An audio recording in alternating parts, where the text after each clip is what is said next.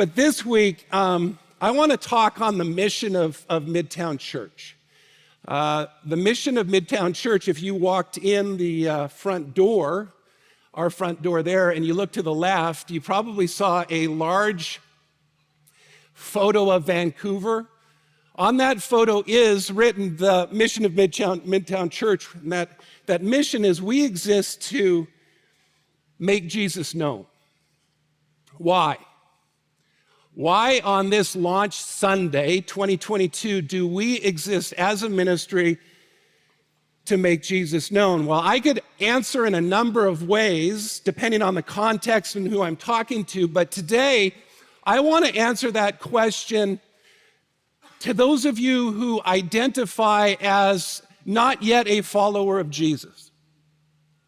That you would say, yes, I'm here, I have some questions, but I don't identify as a Christian. I want to answer this question of why we exist for this reason to you. It's great having you again, by the way. It's our honor to have you. So why does Midtown exist to make Jesus known? Well, the reason is because he is the answer to how we got here, what went wrong, is there any hope, and what's our future? Those four questions asked by tens of millions of people before me are the four questions that any thoughtful human being must ask. How did we get here? In other words, how did something come out of nothing? And what went wrong? To borrow from one philosopher, why are there termites and why are there tumors? And is there any hope? Is there any cure? Is there any remedy for what went wrong? And last, what's our future? Is there a future? What comes next? Well, let's take the questions one at a time, beginning with how did we get here? Statistics show that in the city of Vancouver, the highest population group or the greatest percentage of people would respond from a perspective of what is called naturalism. Sometimes these individuals refer to themselves as Darwinists. What is naturalism? Well, naturalism, quite simply, is science without any room for God. It's what Gordon Karkner in his book, The Great Escape from Nihilism, calls scientism, almost the religion of scientism. You can read what Gordon Karkner writes behind me. Scientism is the notion that natural science constitutes the most authoritative, if not the only legitimate form of human knowing, or at least that it is superior to all other interpretations of life. It assumes a materialistic, immanent, closed-world system, a system which rejects the validity of any transcendent elements to reality. In other words, science without any room for God. How does the naturalist answer the question of how we got here? Well, the answer is that everything came from nothing. There is a highly and widely popular book, some of you may have read it, called A Short History of Nearly Everything. Bill Bryson, the author of this book, sums up the universe's origin this way. Again, you can read this behind me. He writes, "It seems impossible that you could get something from nothing, but the fact that once there was nothing and now there is a universe is evident proof that you can." Is it, though, that you have nothing and now you have something, and therefore that proves that you can get something from nothing? The New York Times said that Bryson's book is destined to become a modern classic of science writing. But is it science?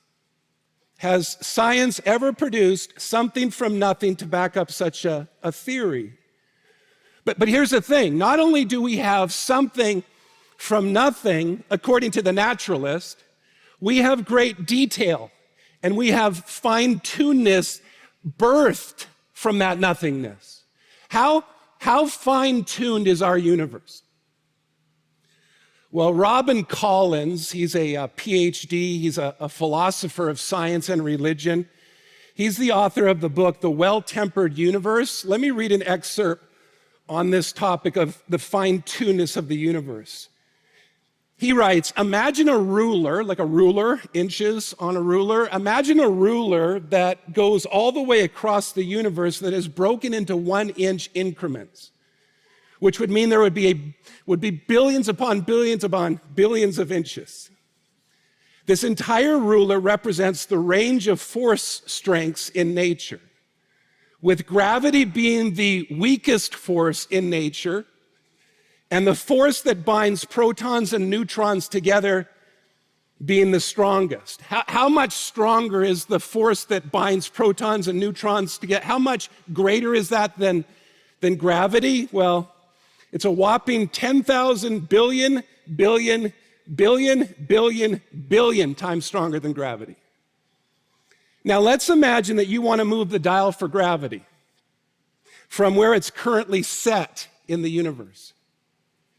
Even if you were to move it only 1 inch on that ruler that crosses the universe, that small adjustment would increase gravity a billionfold. At the very least, all animals anywhere near the size of humans would be instantly crushed. I'll add, if you increased Earth's gravity even 1,000-fold, the Earth's diameter would be 40 feet, moving down from about 25,000 miles around its circumference. The fine-tuning of the universe is also seen in something called the cosmological constant, which refers to the energy density of space. Its fine-tunedness has been conservatively estimated to be at least 1 part in 100 million billion. That's 10 followed by 53 zeros. How fine-tuned is that? Well, Collins explains, if you were out in space and we're going to throw a dart at random, you're just floating out there with is it George Clooney? He was in that movie, right? Floating out there. If you were out there with George and you threw a dart at the Earth, it would be like successfully hitting a bullseye that's 1/1,000,000,000 of an inch in diameter. That's less than the size of one solitary atom. The cosmological constant is widely regarded as the single greatest problem facing physics and cosmology today. This is what he goes on to say. If you were to combine the two examples of gravity and the cosmological constant, the fine-tuning of the universe would be to the precision of 1 part in 100 million trillion.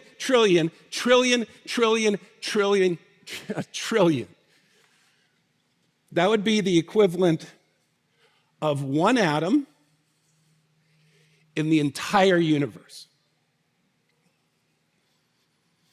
And yet, the naturalist says that what we see and what we are is happenstance and birthed out of chance and randomness. And those are only 2 parameters, gravity and the cosmological constant. One expert writes that there are more than 30 separate physical or cosmological parameters that require precise calibration in order to produce a life-sustaining universe. What's my point in all this? If I've lost you with all the trillions and billions and all those big words, what's the point in this? This would be totally unexpected under the theory that random chance was responsible for the universe. However, it's not unexpected at all under the hypothesis that there is a grand designer. Collins writes, and you can read this on the screen behind me this time, though invoking God may not strictly be a part of science, it is in the spirit of science to follow the evidence and its implications where they lead us. We shouldn't shrink back from the God hypothesis if that's where the facts fit.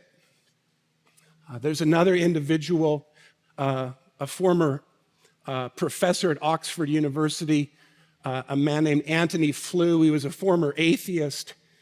He states, modern thinkers assume that science would reveal the universe to be even more random and mechanical. Instead, it has discovered unexpected new layers of intricate order that bespeak an almost unimaginable vast master designer.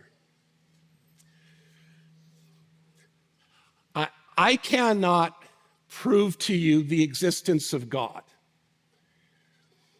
And nor can you prove to me the non-existence of one. My question, to borrow from Dallas Willard, former professor of philosophy at USC, what seems more reasonable to you?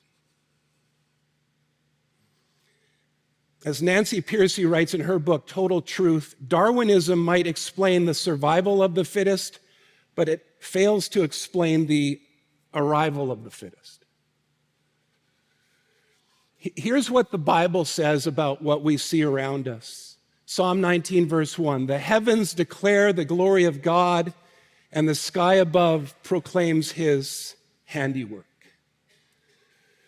Romans 1:20, Paul adds, God's invisible attributes, namely his eternal power and divine nature, have been clearly perceived ever since the creation of the world and the things that have been made. And where is Jesus in all of this? Well, John 1:3, all things were created through him. And apart from him, not one thing was created that has been created. Walter Bradley, also a PhD and the author of the landmark book, The Mystery of Life's Origins, he writes, I think people who believe that life emerged naturalistically need to have a great deal more faith than people who reasonably infer that there's an intelligent designer. So how did we get here? Question number one that we all have to wrestle with. Question number two is what went wrong?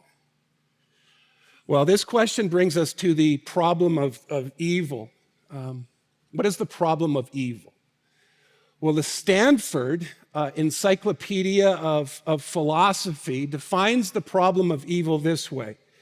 The epistemic, big word that just means the theory of knowledge, the epistemic question posed by evil is whether the world contains undesirable states of affairs that provide the basis for an argument that makes it unreasonable to believe in the existence of God. Simply, to put it in Norm Funk language, if evil exists, then God can't. Because if God existed, he would do something about the evil.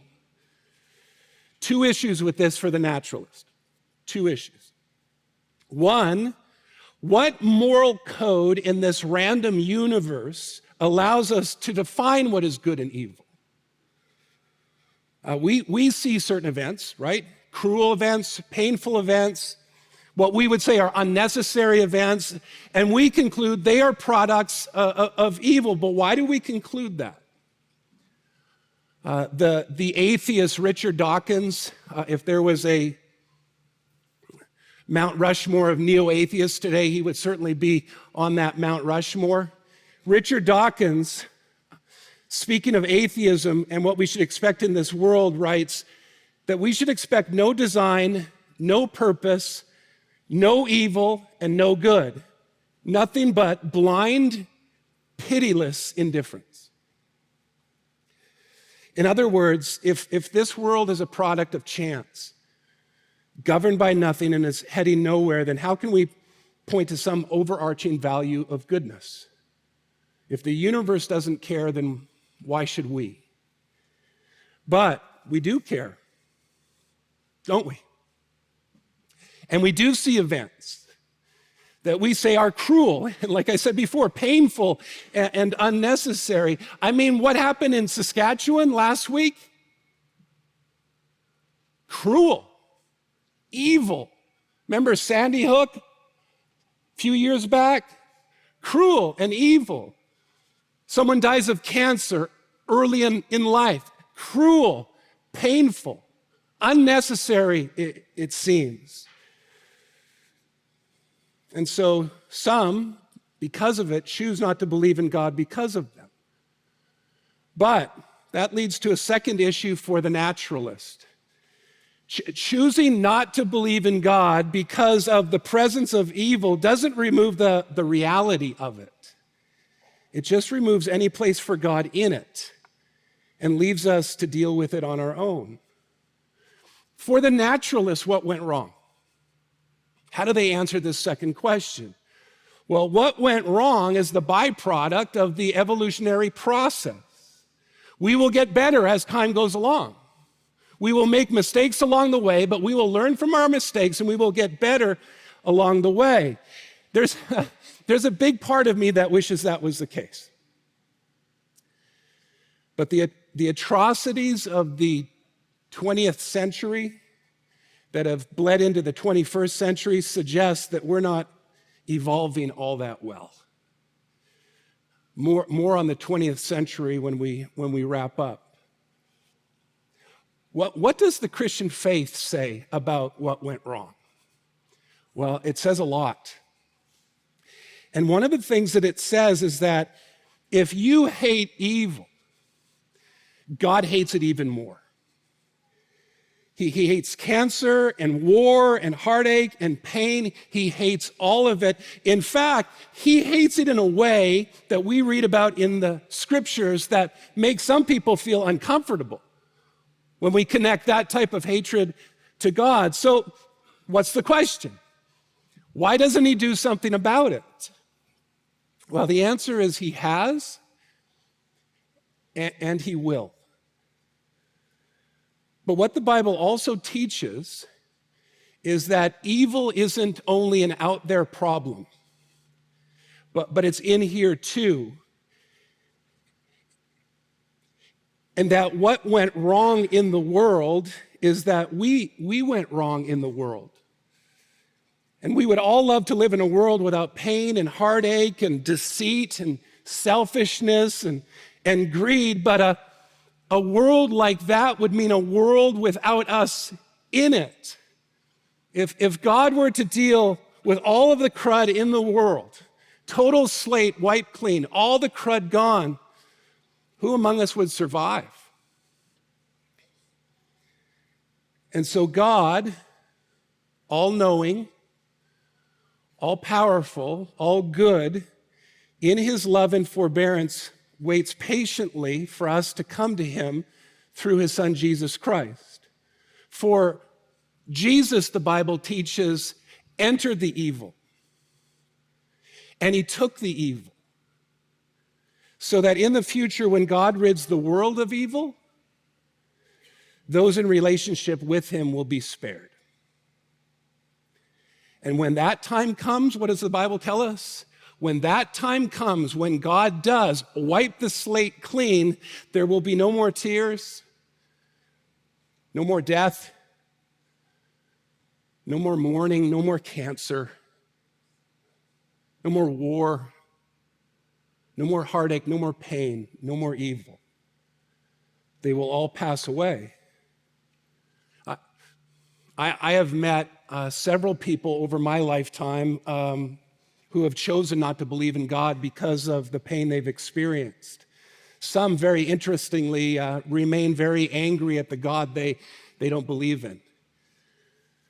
But to borrow from pastor and author Tim Keller, and I've asked this question before, if God is big enough to be angry with for not doing something, then perhaps he's big enough to be trusted when he doesn't. Perhaps his ways and his thoughts are higher than ours, higher than the heavens are above the earth. Besides, can I suggest that a God who is totally explainable, totally understandable, totally manageable, and only does our bidding is not a God worth believing in, and certainly not a God worthy of following. So how did we get here? And what went wrong? Which leads to our final two questions. Is there hope? And what's our future? I'll answer them together, but before I do, let me just simply ask you, what is your hope? And what are you pinning your future on? In a message like this, and I know it's totally possible, you've walked in here as a guest and you go, that guy's a bummer up there. He's a bummer. He's a bummer. He's a sweaty bummer. He's a bummer.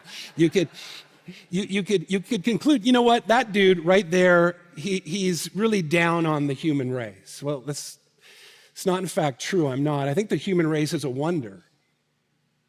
I think the human race is a wonder, especially lately. Meaning over the last 100 or so years. It's been said that 90% of what humanity knows today has been discovered in the last 100 or so years. Meaning our learning curve is steep. I think it's wonderful that we get to live in the time we are, especially, and if only for the advancements in medicine alone. It's wonderful. And yet, in the midst of all of this advancement, we keep on evidencing our great need for a Savior. Someone outside of us. As I hinted at earlier, the 20th century testifies to this as the bloodiest century on record. The 20th century is called by some the century of genocide. The bloodletting of the 20th century is really hard to fathom when you start considering it. There's an individual named Matthew Wright. He did a study, an in-depth study on the atrocities, the top 30 atrocities that took place in the 20th century. And he looked at the countries as well that led them, beginning with the 55 million people that died in the Second World War, all the way down to the 400,000 that have been killed and are continuing to be killed in North Korea. This was his conclusion after this in-depth study of all of those atrocities and countries. Let me read what he said. I was so startled to discover that there is absolutely no pattern to the chart, meaning what he had put down. If I had simply picked 25 countries out of a hat, I could not have gotten a more diverse spread than I did. We've got rich countries and poor countries, industrial and agrarian, big and small.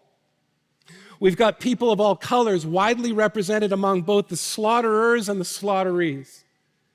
We've got Christians, we've got Muslims, we've got Buddhists and atheists, all butchering one another in the name of their various gods or lack thereof. Among the perpetrators, we've got political leanings to the left, right, and middle. Some are monarchies, some are dictatorships, and some are even democracies. We've got innocent victims invaded by big bad neighbors, and we've got plenty of countries who brought it on themselves, sowing the wind and reaping the whirlwind. This is how he sums it up. In a way, it's rather disheartening to realize that we can't smugly blame the brutality of the century on the communists or on the imperialists or the Muslim fundamentalists or the godless. Every major category of human has done its share to boost the body count. So replacing, say, Muslim rulers with Christian rulers or white rulers with black rulers is not going to change it at all. In other words, everyone is guilty. No one stands innocent. And with all due respect, I question our evolution. Now you may hear that, what I just read, and say, okay, pastor man, Christian pastor, why hold up Christianity as something to follow then if it's an error as much as anything else? Well, my response is that Jesus wasn't a Christian. Jesus is Jesus. And sadly, many in the name of Christianity have badly misrepresented his name. But I don't call you to a religion. I call you to Jesus. So as I wrap up, what then is our hope? What then is our future? Well, with all due respect, I don't think it's in the next election or by becoming greener or lessening our carbon footprint or eating less beef or by being less dependent on fossil fuel. I don't think it comes with peace in the Middle East or with the removal of Putin. All of those things may be good. All of those things may be good. In fact, I would argue that many of them are very good. But I don't believe that's where our hope lies. Instead, I think there is something more and something better and something eternal and something divine for us. I believe that the one who said he is the way, the truth, and the life, and the only way to God, his Father, was in fact telling the truth. I mean, if he wasn't telling the truth, then he is a horrible teacher. Horrific. But I believe his life and his teaching and his death and the proof of his resurrection and the last 2,000 years testifies to the validity of his claims. That the preponderance of evidence about who Jesus claimed to be overwhelms any honest assessment.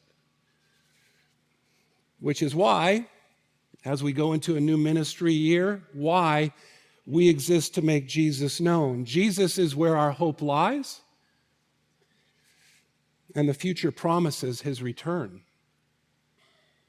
I got to close because you guys all want to eat. So let me close this way. When Copernicus established in 1543 that the sun and not the earth was the center of the solar system, many at the time lost their minds. We're not the center. The sun's, the earth, we in this, we're not the center, but we were never meant to be the center of things. The very first verse in the Bible makes that very clear. Genesis 1:1. We were always meant to be the reflectors of another's glory. The very makeup of the cosmos seems to affirm this. As the earth reflects the light of the sun, so should we. Not that we're unimportant. We're just not of central importance. And if you seek to remove God from the center of importance, the inevitable takes place. We will place ourselves in the center. This is where, and I'll close with this is where a woman named Rhonda Byrne landed. Rhonda Byrne wrote a book called The Secret. Sold 20 million copies. 20 million copies, translated in 50 different languages, and has been advertised as the book that changed the world. Look at what she writes in this landmark book today. The earth turns on its orbit for you, purposely capitalizing you. The oceans ebb and flow for you. The birds sing for you. The sun rises and sets for you. The stars come out for you. Every beautiful thing you see, every wondrous thing you experience is all there for you. Take a look around. None of it can exist without you. No matter who you thought you were, now you know the truth of who you really are.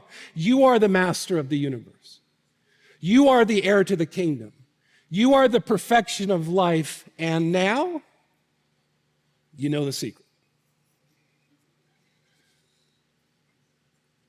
In contrast, the Apostle Paul writes, "For by Jesus all things were created, in heaven and on earth, visible and invisible, whether thrones or dominions or rulers or authorities. All things were created through him and for him. In your heart of hearts, as we close, what seems more plausible? That everything came from nothing, and the sun rises and sets for you, or that you were created intricately, wonderfully, fearfully for the glory of another? Who answers the questions better? Rhonda and those with her, or Jesus? Who's the better teacher? Would you rise, please, as we go into a time of response? Father, I thank you again for what this day is all about. I thank you for this ministry. I thank you again for the people that participate and serve. But I thank you most of all that we get to partner with you and that you have given us a mission to be witnesses of Jesus, but not only given us a mission, empowered us for it by way of the Holy Spirit in us and by way of the spiritual gifts that you have granted us. And so as we go into this new ministry year, oh Father, would we prove to be faithful? Help us by way of your Spirit in us to be faithful. May we see people grow in their understanding of Jesus this year and people coming to know Jesus this year. So when we look back a year from now, if you allow us to be here in a year and you tarry, I pray that we look back with great joy over what we got to experience. And I pray and thank you for all of these things in Jesus, your beautiful name. Amen.